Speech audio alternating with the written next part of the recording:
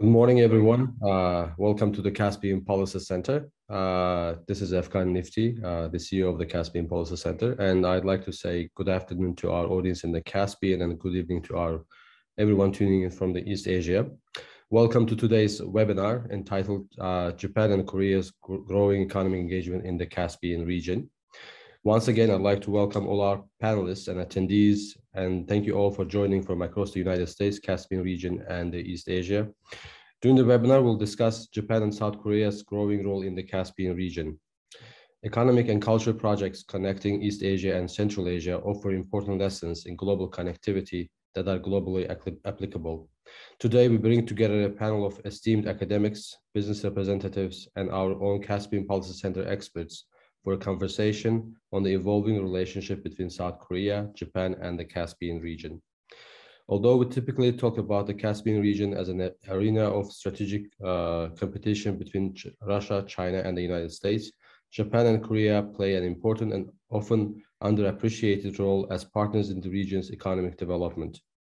This event is held in conjunction with the release of our Caspian Policy Center's brief, which explores short and long-term strategies and implications of East Asian Caspian trade and investment. We'll hear from an impressive lineup of speakers today during today's discussion, moderated by Ambassador Tsukuba. Thank you again for joining us. We look forward to hearing your thoughts during our question and answer portion. Once again, at the Caspian Policy Center, we are very proud to host this important event. And I would like to encourage you to read our brief on this topic, which is on our website. Without any further ado, I'd like to hand over the floor to Ambassador Bob Tsukuba to moderate the discussion. Thank you.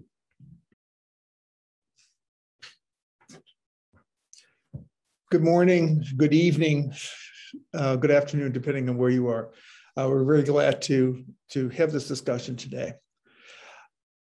Japan and the Republic of Korea have had relations with the countries of Central Asia and the Caucasus since they gained or regained their independence with the collapse of the Soviet Union. Yet Washington has not really given the attention it should to these longstanding, important, and evolving relationships. This is especially unfortunate given the importance the United States attaches to Japan and South Korea as treaty allies and as partners in business and in global finance and development. The relationships that Japan and Korea have with the countries of the region each have their own dynamics. Yes, China's growing international ambitions are a factor, but there's more going on than just reacting to Beijing's more aggressive policies. High-level visits, investments, and other commercial arrangements and cultural exchanges between Japan and Korea and the countries of the region reinforce and strengthen the independence and stability of Central Asian and Caucasus states. They fit with the multi-vector, non-aligned, or neutral policies that the countries of the region tend to follow. They can boost the prosperity and the economic growth of the countries of the region. And all of this takes on an additional importance right now as Central Asian states and Eurasia more broadly adjust to the situation in Afghanistan. So I think we have a very timely and very interesting discussion today. And I'm looking forward to what each of our panelists have to say, as well as to the questions and comments that will follow. In terms of housekeeping, I would like to ask the speakers to each speak for about 5 to 7 minutes so that there's time for questions and comments. For the audience of people participating, please send in your questions as you get them, comments you may have through the chat function, and then we will use them. We will sort of refer to them later on once we move to the Q&A period. So our first speaker today is Mr. Hiroki Suzuki. Mr. Suzuki is the Japan Bank for International Cooperation, or JBIC's, chief representative here in Washington. He's previously served as senior representative in Washington's JBIC, senior representative here in Washington, 2019 to 2021.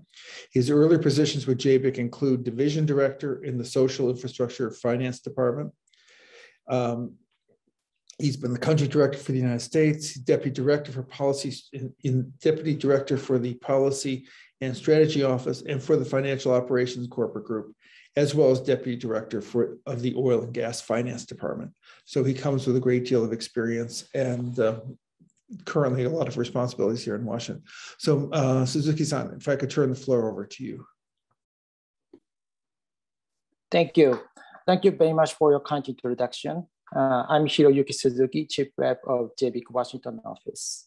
And first of all, I would like to thank Caspian Policy Center to invite me this very important event, especially under the unstable situation after the military withdrawal, U.S. military withdrawal from Afghanistan. And today, let me introduce our JBIC's effort to enhance the free and open Indo-Pacific together with US, our US counterpart.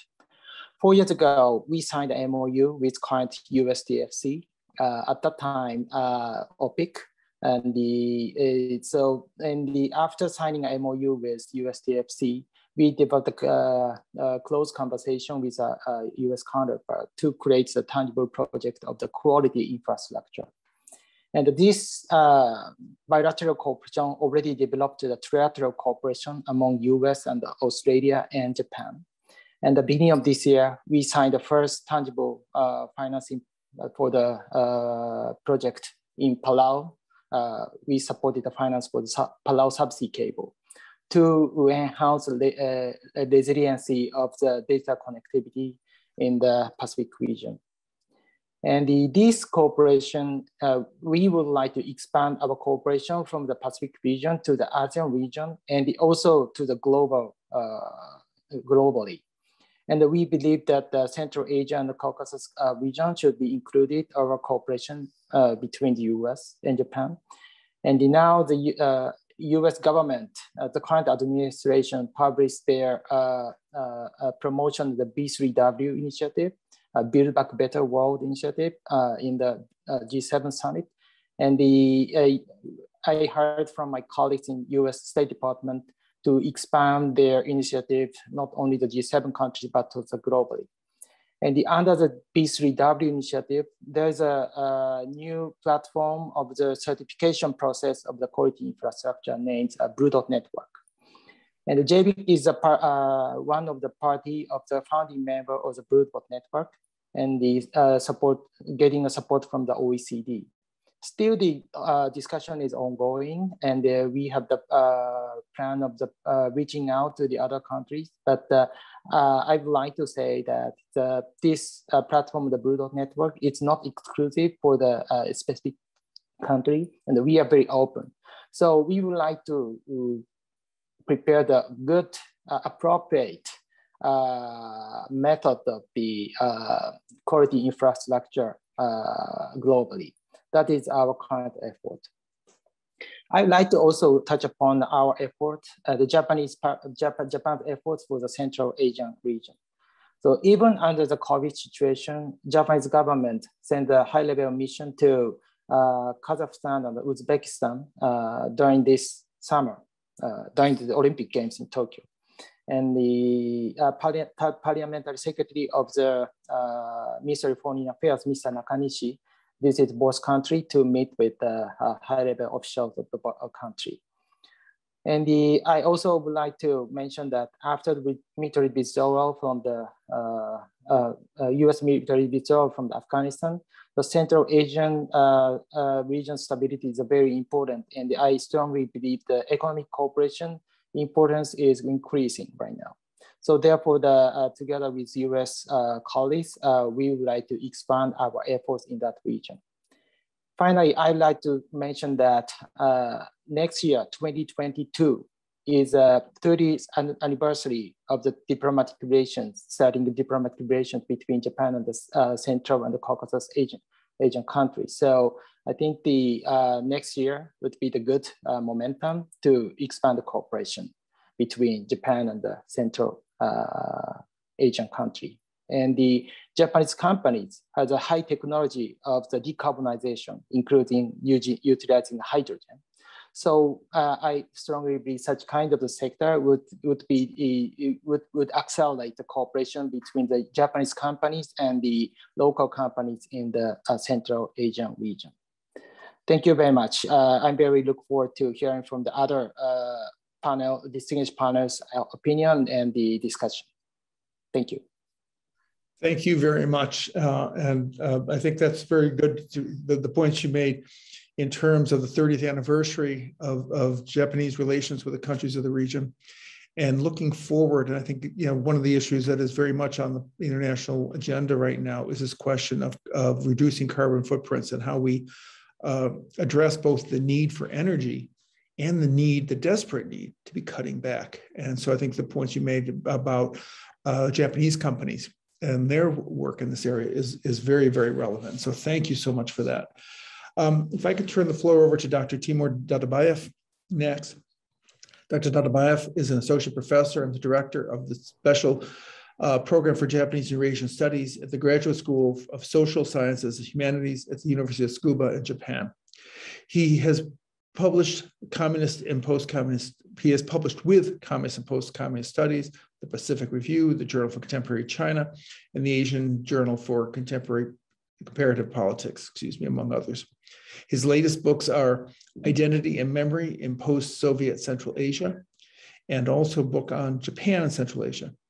And I would note, just suggest they publish another important article on Japan's relations with Central Asia. So if I turn the floor over to Dr. Dadabayev. Thank you.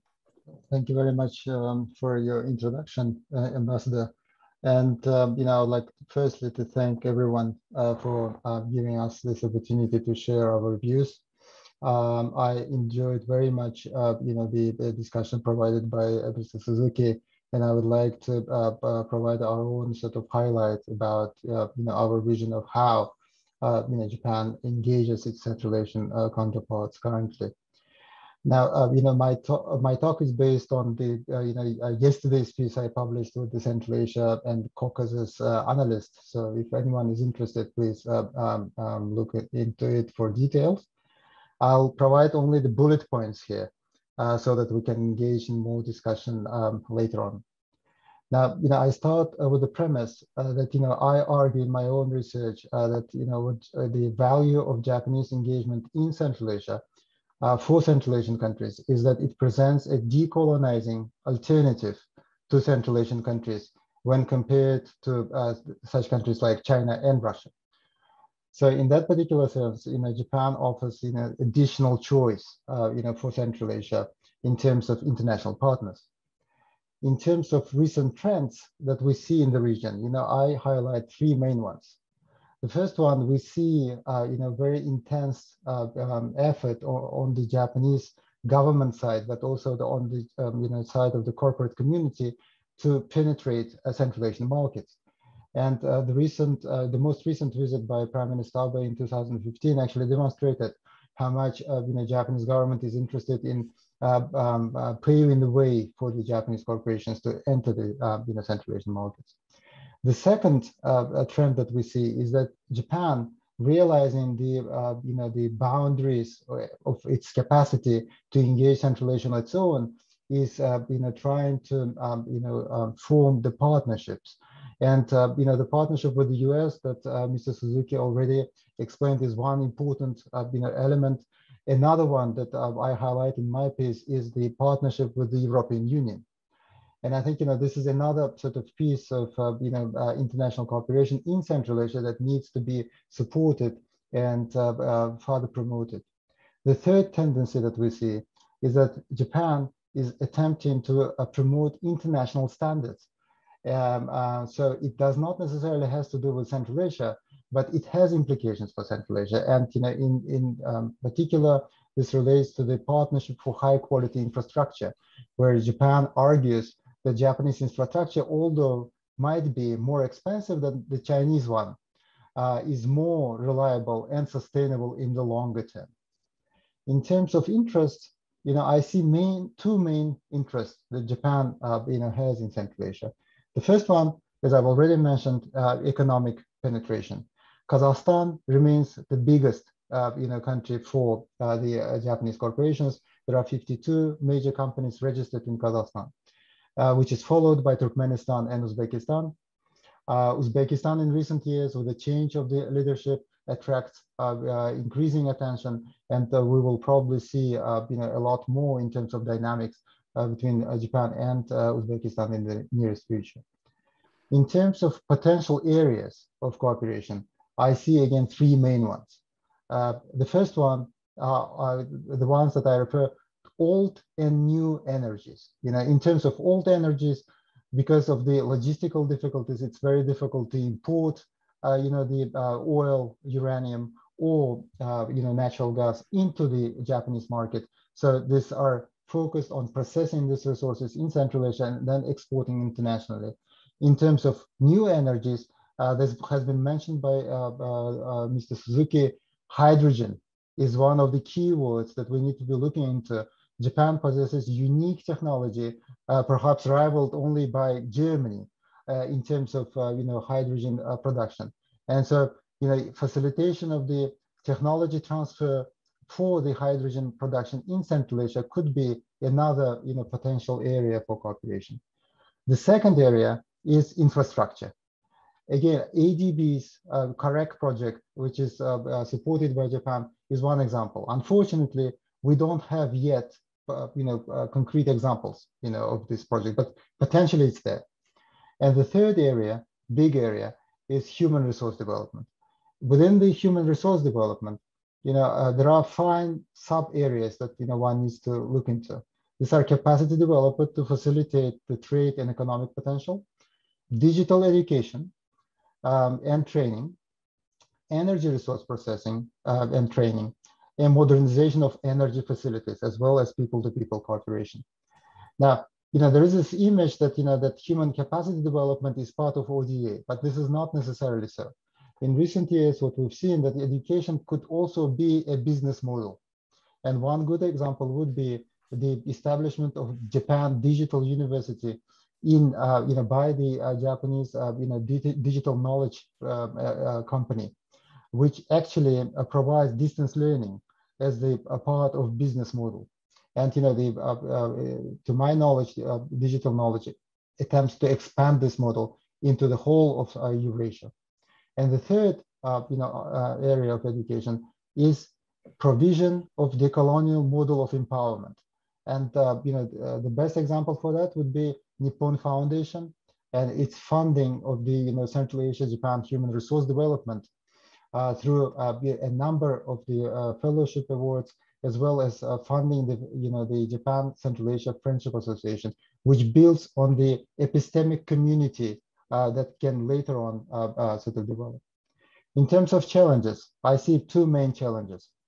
The first one is defining the role of Central Asia in economy of Japan still remains a big task.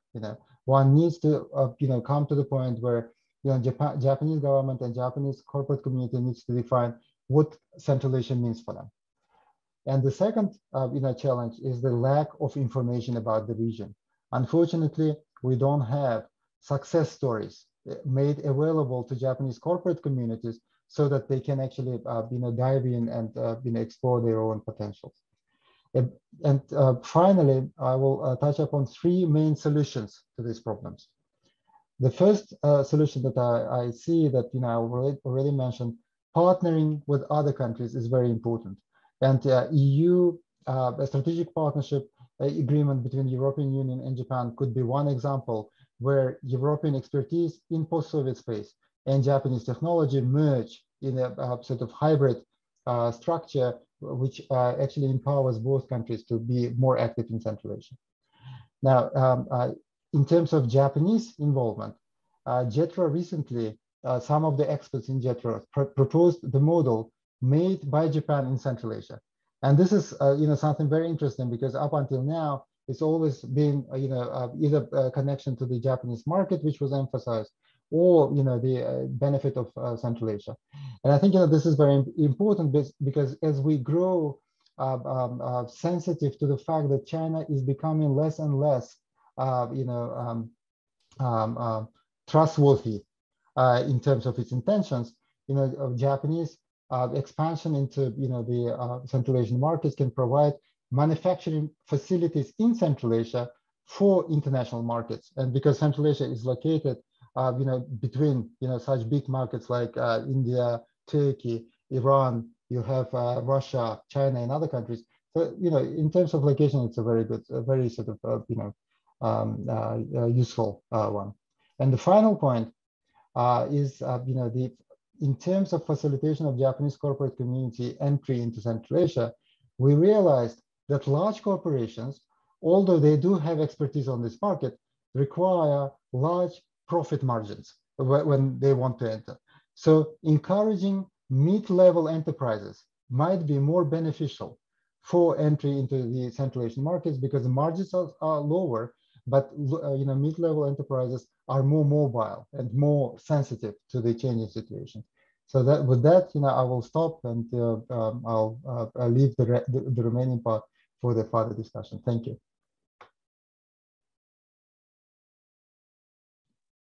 Thank you very much. And you gave us a lot there to think about and to come back to. If I can now turn the floor over to Dr. Isabayeva. She is an assistant professor of Central Eurasian Studies at the University of Tsukuba and a research associate at the Asia Research Institute, National University of Singapore. Prior to this, Dr. Isabayeva was a researcher at the Nippon Foundation Central Asia Development Project and a research fellow at the Central Asia Program at the Institute for European, Russian, and Eurasian Studies here at GW. She has held postdoctoral fellowships at the National University of Singapore, as well as visiting scholar appointments, at GW and at Fudan University. Her studies and research have been supported by a number of non-governmental and governmental institutions in the United States, Japan, China, Singapore, Norway, and Germany. She has published peer-reviewed articles in journals such as the Nationalities Paper, the International Journal of Refugee Law, and Europe-Asia Studies. So if I could turn the floor over to Dr. Isabayeva, please. Thank you so much. Good evening from Japan. And first of all, thank you for having me today. It's a great pleasure to be here. And thank you to everyone who is listening to us.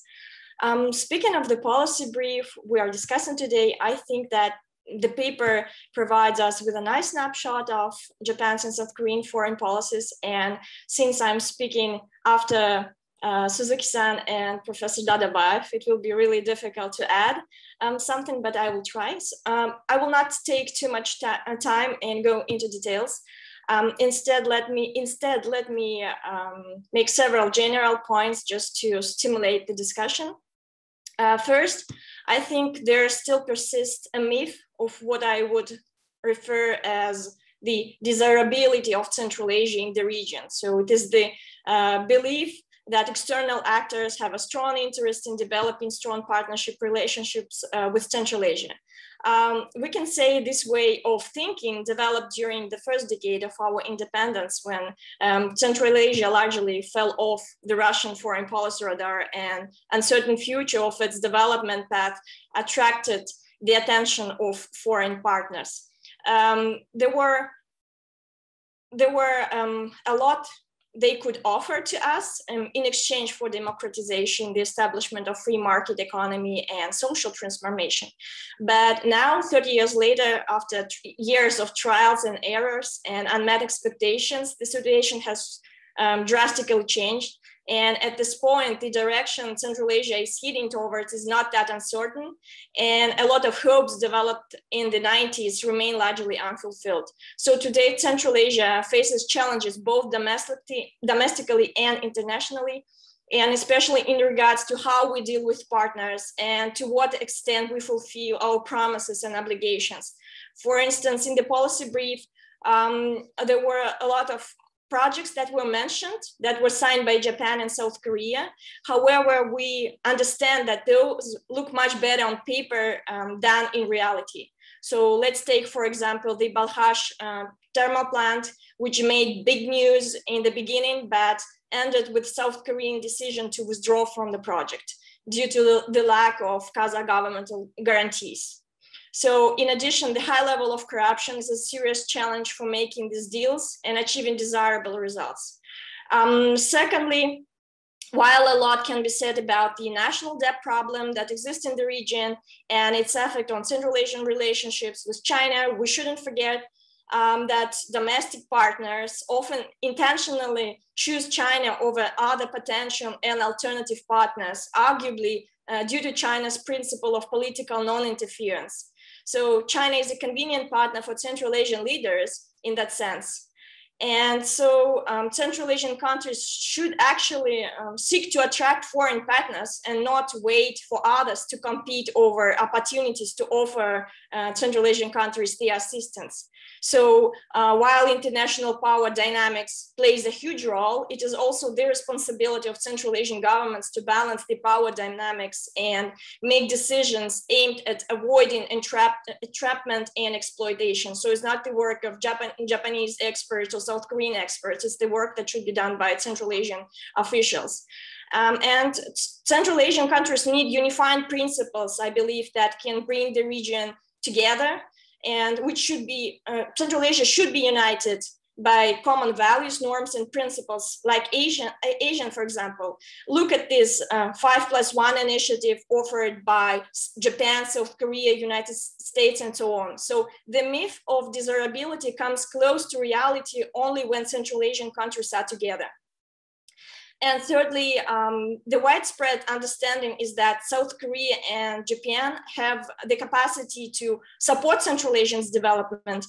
And they are often portrayed as close allies of the United States, but often it is omitted or forgotten that both Japan and South Korea are Asian countries, and that China is the largest trading and economic partner for both of them. So China has changed in recent years, and the geopolitical situation has changed.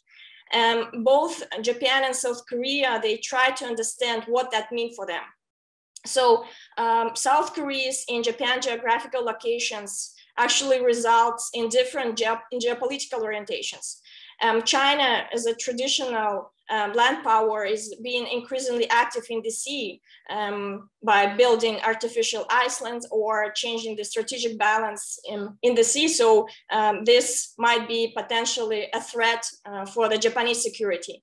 South Korea's economic dependence on China, combined with its focus on unification with North Korea and its domestic politics, makes South Korea, let's say, more friendly to Chinese interests. So South Korea has to balance between United States and China. And recently, the relationship between these US partners, Japan and South Korea, they actually has deteriorated to the lowest point since the end of the World War II.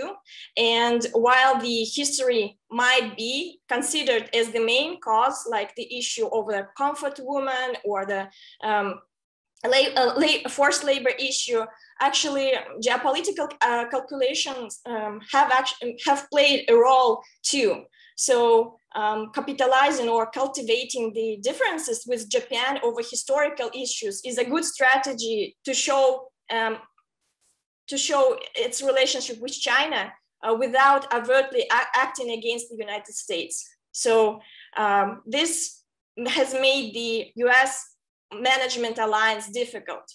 So the alliance management for the US is become difficult. So the lack of alliance cohesion, the lack of unity between Japan and South Korea hinders the effectiveness of anti-China diplomacy of the United States. And lastly, in the policy brief, I also noticed that there were a lot of discussion about anti-Chinese sentiments and pro-Japanese and pro-South Korean attitudes in the region. But I think that this situation should not be taken for granted. So China has been extremely good at resetting their image and learning from other countries. And China focus not only on elite diplomacy in Central Asia, but makes political inroads through soft power means education, social media, TV. For instance, recently we noticed that China has been capitalizing on the South Korean global success in social media and in TV. So Chinese platform, iQIYI, I guess, recent growth to a certain extent can be attributed to the popularity of South Korean content So Ichi has launched agreements with South Korean production companies that they will produce Korean content for this specific platform. And we should remember that 30 years ago, there were pro-Russian Central Asia. And now we see that the situation has changed. Who knows what might happen in the future? I will stop it here. Thank you. Thank you very much. Those were interesting and useful comments. I think especially that question, the thing, as we sort of come across those conversations here, the role of corruption and how that discourages business engagement. It makes it more complicated, makes it more complicated for governments to engage with the region. And I think also your point, Dr. Tsukuba, about the dynamics among the allies themselves, the US, Japan, and Korea, which is the Japan-Korea dynamic has been very complicated in recent years. And the root causes, of course, go back for quite a ways. But and finally, I think a point I'd like to come back to, I think there was a dynamic, I had a discussion once with a good friend over at CSIS. Lack of a better way of putting it, the way he had it was a sort of Mahan view of the world, which focused on sea lanes, and a land-based view of the world. And both of these things sort of come to play here. So if I can now turn over to my colleague, Dante Schultz, here to sort of that cleanup. Dante is a research assistant with us here at the Caspian Policy Center's Energy and Economy Program. He's a senior at George Washington University studying international affairs and history with a focus on Asia. He's interested in the implication of China's increasing presence in the economic, political, and security affairs of the greater Caspian region. And he also serves as the president of the Elliott School's Honor Society and is a senior video editor for GW's independently run student newspaper. So if I could turn the floor over to Mr. Schultz. Thank you, Ambassador, for that introduction, and to my fellow panelists for providing their insights. I'm going to go into more of the policy recommendations that we outlined in the policy brief. So if you haven't had the chance to read the report, I suggest you do so. The link is in the chat for those who don't have it. So Japan and South Korea have historical connections with Central Asia that are often overshadowed by the discourse here in Washington regarding Chinese and Russian ambitions in the region. Japan has been an active player in the region since the countries gained or regained their independence. The Central Asia plus Japan dialogue was initiated in 2003, so it's been almost 2 decades. And it was one of a number of steps that Tokyo took as part of its political and economic engagement in the region. And as others have noted, Seoul has also been active. However, there's another important human element at play when it comes to South Korea's engagement that hasn't been mentioned yet. The Koryo-Saram communities scattered across the region, they're comprised of ethnic Koreans that were displaced during the Soviet Union and give the Republic of Korea a cultural and economic advantage in bridging itself with Central Asia by engaging with its Korean diaspora community in the region. So I want to highlight the policy recommendations based off of this that were outlined in the report. First, it's imperative that South Korea and Japan broaden their trade and investment relations with Central Asia. Kazakhstan has adopted a multi-vector foreign policy, and most of the other Central Asian governments follow something similar. Relations with Japan and the ROK fit nicely within this policy framework and can help Central Asian states avoid becoming overly dependent on Russia, China, or other powers. Second, given what has happened in various instances, Central Asian countries need to remain cautious in accepting Chinese investment. It's unreasonable to suggest that they should outright reject Chinese Belt and Road Initiative financing and other efforts, but it's also equally important to note that when signing these projects or other financing agreements with China in Central Asia, they need to be wary when it comes to looking at the terms, push for transparency in contracts, and take other steps to avoid falling into predatory lending practices. And then third, I want to mention the Koryo-Saram communities. Some ethnic Koreans with Central Asian nationalities have begun migrating to South Korea in search of employment, and South Korea is becoming an attractive destination for Central Asian migrant workers. So bridges with the Korean diaspora in Central Asia will help to improve South Korea's relations with the region, and it will provide a means for Central Asia to have a stronger and beneficial relations with one of the world's largest economies and an important international player. And fourth and lastly, all actors should actively work to expand private sector engagement. So private sector engagement from China has been expanding, but growing resentment in the region against these Chinese firms is becoming evident. Central Asian governments have tried to clamp down on it, but there have been numerous protests against Chinese-led infrastructure projects. So South Korea has a number of private firms engaged in the region, but Japan's private sector engagement could be stronger. So as Dr. Dadabayev noted, Japan is eager to advance its private sector engagement in Central Asia. So continuing such initiatives are likely to yield positive results for all actors involved. And just to conclude, the Central Asian republics have a unique opportunity to bolster bilateral engagement with both Japan and South Korea, to boost their economic growth and prosperity, to reinforce their independence, and to diversify foreign direct investment away from China. So it is great. There is great potential in new and reliable partnerships, and all actors should take advantage in this time to boost bilateral relations. So thank you, and I look forward to any questions. Thank you. If I could maybe sort of start us off on the Q&A discussion. A number of different points sort of came across. And of course, one thing, nobody said the word COVID, which is kind of interesting right now. I don't think we're out of it yet, so I will mention it. But I think with that, certainly a focus here in the US right now is this question of supply chain disruption. One thing which I remember from my time when I was Deputy Assistant Secretary was the disruption in terms of rare earth supplies to Japan from China basically because of its dispute over the Senkaku. We have the supply chain disruptions, which I think are now causing awareness of the fragility of the systems which we've had in place. One thing that I'd like to maybe ask for reactions on, and this sort of builds too on this question of smaller enterprises coming into the region. Are there opportunities? Does anybody see opportunities for how do we try to get smaller and medium-sized enterprises into this part of the world? And I'm looking, I think, at each of you, and I'm sort of coming this also from my own experience from the US side, where we talked for decades about trying to get smaller companies in, and it was always a challenge. I don't know, are there initiatives now, are there ways that we can really try to move to get not just the Mitsubishis and the huge companies in, but the even just large companies to take a more active role in the region?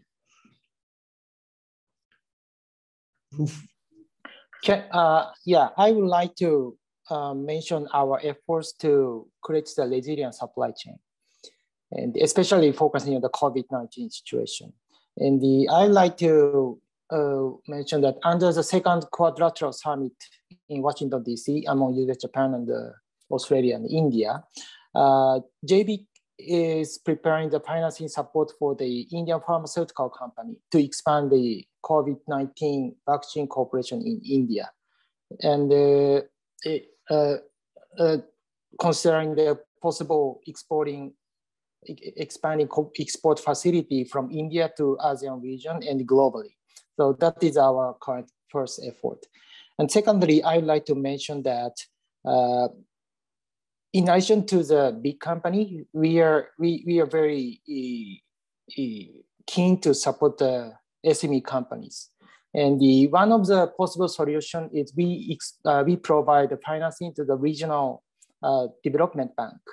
And through development bank will provide each a small sub-loan facility for the SMEs. One example is we provided the financing support for the State Bank of India, and the State Bank of India provided many small financing to the companies related to the supply chain of the auto industry. That is one of the possibility to support the SME. That's the introduction of our current support. Thank you. Thank you very much. Any of the other panelists want to comment at this point? Can I just, there are basically three things which are required to get the medium enterprises in. The first thing, as I've said, there is a lack of basic information about what exists.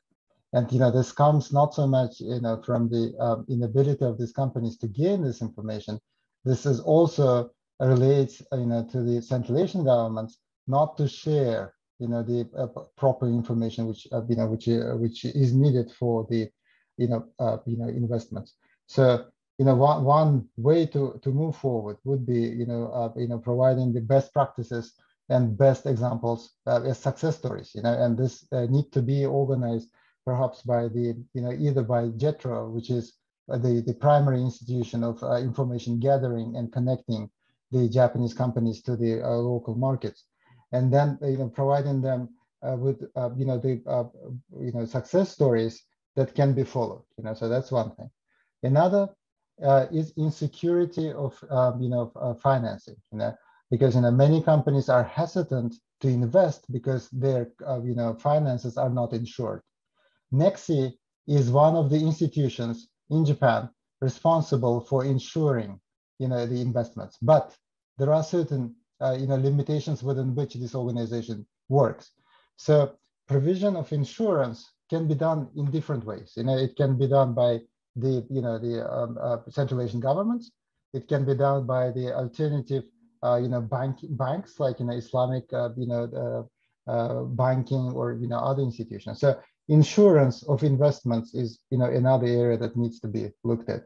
And finally, for medium-sized enterprises, loans are very important.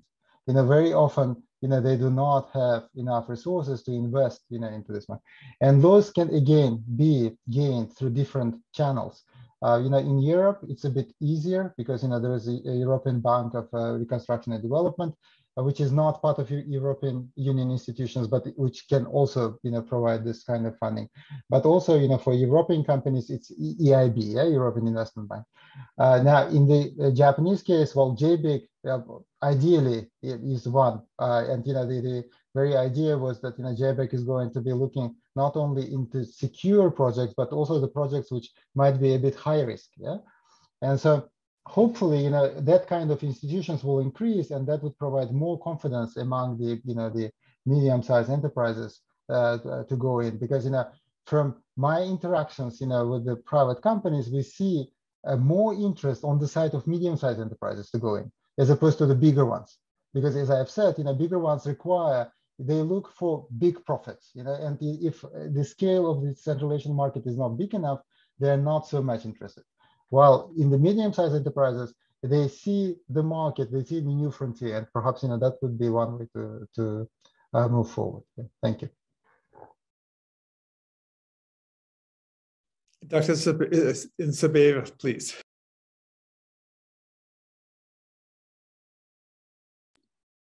I think you may be muted.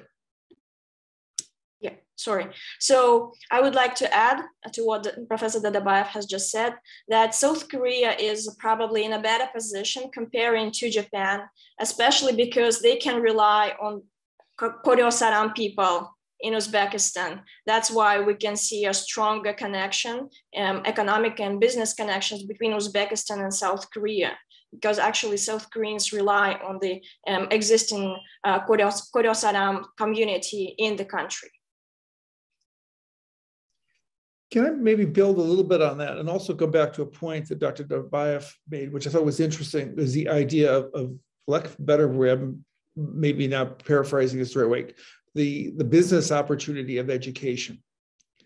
I know in Japan, there have been problems. I don't know where we are right now. If I'm dating myself from when I was economic minister in Tokyo, with the aging population and the need for the need for workers at different levels. And I think I think Dr. Dadabayev, you've talked about this in terms of digital education. But I think also building on what Dr. Tsukuba talked about with the ethnic Korean population, are there opportunities to sort of educate, and not just, maybe this sounds bad, and I'll get in trouble for this, but I'm going to say it anyway, not just sort of educate across the field, but particular, almost a sort of journeyman internship type approach, which I know the Swiss will use and so forth, to actually sort of help focus education within Central Asian countries on particular areas that are important to international business. And we probably need help from international business, may need help from governments. It might also challenge some of the ways we've been doing some of our aid programs. But is this something we should be looking more at? Now, there are two things here. Firstly, Japan has been aware of this problem for a while now, and so Japan centers, which were, initially, under the Ministry of Foreign Affairs, then transferred to JICA, actually do run, something they call mini business courses. When they provide this, the know-how, and they invite, different speakers, who are either related to the Japanese companies or about the Japanese, business practices. So in that particular sense, this has been already been pursued. But in addition to that, in recent years, we've seen that, that the practice of accepting, the interns, Ginno Jishusei, they call it. It's the practice of interns who come to Japan. They go to different agricultural facilities, and they learn from them, and in 3 years they return back home. This practice has been there for Vietnamese, Laos, and many other countries for many years. Now they also turn to Central Asia. And finally, the issue of this digital education. The company that I refer to, Digital Knowledge, what they do is very interesting. They've established this university called International Digital University in Uzbekistan. They paired, with the foreign language university, which has a Japanese language instruction course. And so what they do, they provide education in digital, software and stuff like that. So ideally, when these people reach the 3rd and the 4th year, they get employment opportunities without, some of them coming to Japan, and some of them even without coming to Japan. And so, sort of providing services from Uzbekistan in regards to, software. Now, as a concept, this is an excellent concept, because, Japan lacks, human resources, especially in IT these days, And so in that sense, it's a very good idea. Now, the problem is, they only have, the 1st and the 2nd year now. So we don't know if they can actually get to the point of the 3rd year, 4th year, and if that is going to be a practice that is going to be developed in reality. So that would be my take on this. Thank you. If I may add, that it's indeed a great idea, but actually China has been doing pretty much the same in the region. For instance, in Kazakhstan, we have the Seed Talent program that was initiated recently by China. So they attracted talented students, and they try to develop their IT skills. So this year they have announced a new enrollment program for this Seed Talent program for students who will actually gain the skills from the Chinese companies. So it's very interesting how China and Japan are trying to deal with the same issue in the region. Yeah, but they're not competing, right? I mean, that's something that we need to be very sort of clear about. There is no competition there. There are different interests because these are different countries. And so in that sense, I think, we should not be given this image that, there is some kind of competition. And you know it quite well, I know. Yeah, I just wanted to highlight that it's not only Japan who is doing this. Actually, China has been doing this as well. I also sort of suspect maybe the opportunities for India, given its IT sectors. There's one IT country which we're not talking about in this front, and that's the United States. So maybe that's something we need to be, some lessons we need to be taking from this. If I could shift gears a little bit, one of the traditional areas of interest for this region has been energy. And we've talked a lot. I'm going to look at, Turkmenistan is highly dependent on its exports to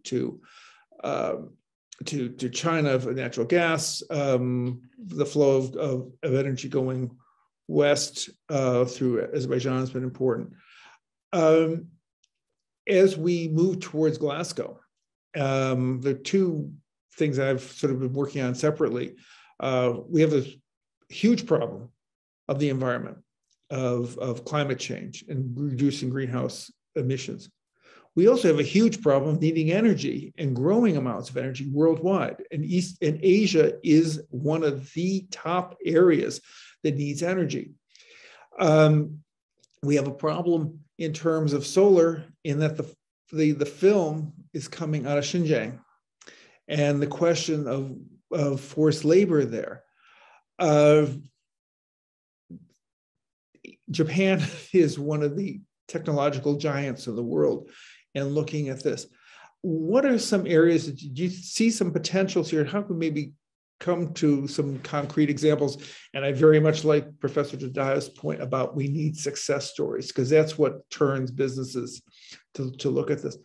Are there areas that we can be working with Central Asia, given its potential for wind, given its potential for solar, given the upcoming problems with water supplies, that we could be looking at this part of the world in terms of green energy? Hydrogen has been sort of mentioned. How can we flesh that out a little bit? So regarding the energy perspective, JBIC's approach is more holistic approach for each country. And each company has each constraint and each characteristics of the energy mix. For example, in case of the Vietnam and Indonesia, still that they are highly dependent on the coal-based energy mix. And it is very, very challenging to something like a leapfrog from coal-based energy mix to the regional energy mix. So the key challenge is how to support the energy transition and how to provide the financing support during the transition period. So one of the solutions is in addition to the support for the renewable energy and the grid modernization, still we need to continue in certain conditions and under the certain condition for supporting the natural gas and the LNG. And this natural gas is the key challenge. Still that there's some people said there's some difference between the US stance and the Japan stance, but JBIC together with Japanese government would like to be something like a good bridge between the such kind of regional countries and the US and the other allied country. Thank you. No, I agree with what Ms. Suzuki said in general terms. But you know, there's one point that I would like to emphasize. You know, it's very difficult to encourage, you know, energy rich countries of Central Asia to transition into something different, because it's easier for them to use what they have because it's so cheap. You know, they produce it, coal, you know, natural gas and oil. Now, you know, but they're aware, you know, that there is, you know, that the time is coming that, you know, at some point, you know, they would be running out of it. And so in this particular case of hydrogen, you know, this might be naive, but, you know, my sort of understanding that, you know, if, you know, technical assistance could be provided to these countries to develop their hydrogen strategies, then perhaps, you know, they would be following the Japanese standards, and that would lead them because, you know, the standards for hydrogen are different in Germany and in Japan. And so I would, you know, hope that, you know, maybe, you know, initial step might be this, you know, the provision of technology through the JICA channels. And, you know, for instance, in the case of Uzbekistan, a country already accepted, you know, or asked, you know, the different countries for help in defining this strategy towards, you know, transition towards hydrogen. So it's you know, it's a very clearly defined goal. So while in terms of the cost benefit analysis, you know, this wouldn't really work. You know, this would not be a business enterprise. You know, in terms of you know, provision of you know, new technology and decolonizing their, you know, access to the, you know, technologies, I think, you know, this could be one way you know, for Japan and Central Asian countries to move to. Ask a question. Oh, I'm sorry. Kind of Dr. Zubayeva.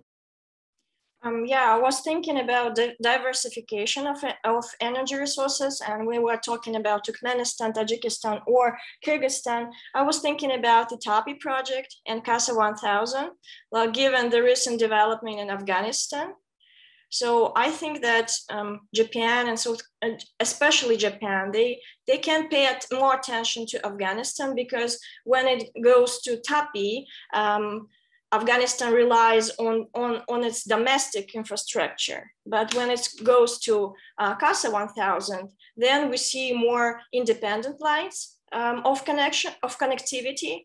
So Afghanistan is the country that Japan should actually pay attention to, especially given the regime change.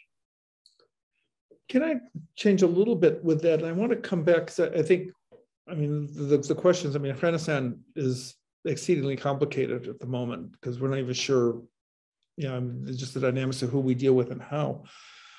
But I want to ask one question on hydrogen in moving with this, and I'm going to probably turn this to Mr. Suzuki. How do we pay for this? What are the costs involved in this? Because I would think, like, if we think about, I'm sure it's trillions, maybe even more, that have been invested in the global hydrocarbon infrastructure over the century and a half. And we talk about switching to hydrogen. How do we pay for this? This is something that I'm actually looking at in some other work that I'm doing. And I mean, yes, we can use some of the infrastructure pipelines I've heard, for example. But you know, I've had these conversations where people say, "Well, we just switched to hydrogen." It's like, this isn't point and click. How will we pay for this? Thank you. It's a very great question. And the hydrogen is one of the components of the Japan-US Clean Energy Corporation. And in addition to the green hydrogen, now we are discussing with US counterpart how to utilize blue hydrogen. And to enhance blue hydrogen capacity, CCS would be one of the key components. And we understand the DOE is promoting with some subsidy for the US industry to enhance the effectiveness of the creating the blue hydrogen. So, and I think such kind of the efforts between Japan and the US to reduce the cost of the efficiency of the producing the blue hydrogen, in addition to the green hydrogen, would be the good solution for the gas producing company. And we would like the country. So we would like to keep our effort together with our US counterparts. Still, it's challenging. I totally agree with you. We are coming to the end of our time. And what I would like to do is give each of our participants who would like to a chance to sort of tie things together. There's a lot that's been thrown out here, and I think sort of like to go back, huddle, look at all of these things, and then come back and pursue some of these topics again. I think especially small, medium enterprises, the corruption angles, the energy angles, the education angles, the dynamics among the US, Japan, and Korea, as well as within the region. There's a lot here that's been sort of kicked off today, but could I just sort of ask if anybody would like to sort of make a sort of closing remark right now? Can I just say one thing about renewable energy in the region? So Kazakhstan, and especially in many other Central Asian countries, have put out initiatives to decarbonize. And I think that we should have a more optimistic outlook in this. And I think that Japan and South Korea provide a unique angle for Central Asian countries who have put out these initiatives, but don't necessarily have the means to see them through. So having Japan and South Korea included in these discussions provides another mechanism for Central Asia to see through on their decarbonization efforts. Thank you. Or maybe just go over quickly. Dr. Sabayeva, anything you'd like to add? Dr. Daiba, Suzuki-san? So thank you very much for today's event. So JBIC is keen to hear from the regional voice. And sometimes Washington, DC don't hear carefully about the voice. So it's a very good opportunity for JBIC to discuss these topics together with other distinguished partners. So we would like to keep the cooperation with CPC. So if any concern, expectation regarding the US-Japan cooperation, as I mentioned, Japan, especially JBIC, would like to be the good bridge between the region and US. So please, we would like to keep our efforts, continuous effort. Thank you.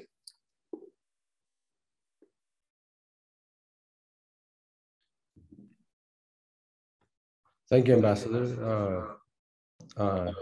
This was a great discussion because I myself learned a lot about Japan and Korea's involvement in Central Asia.